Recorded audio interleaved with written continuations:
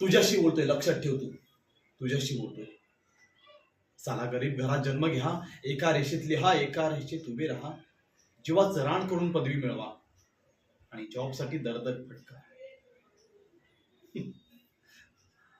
कुठेतरी 10,000ची नोकरी करा आणि मग रोज बॉसच्या शिव्या खा. तिथून घरी आल्यावरती घरातल्यांचे ताणे ऐका की शेजारच्याचा पोरगा तुझ्यापेक्षा जास्त कमवतोय, मग तू का कमी कमवतोय. साला इतकं करून सुद्धा एका इच्छेसाठी लग्न करा आणि ती दुहेरी बाजू पूर्ण करण्यासाठी मुलं जन्माला घाला. मग चला हा प्रवास सरळ नको का, मनासारखा नको का.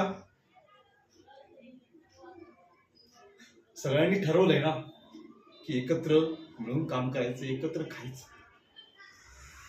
मग का असा विचार करतात की सगळं एकट्यानेच खायचं. चला ही जिंदगी आयुष्याची वाट होऊन चालली खरंच.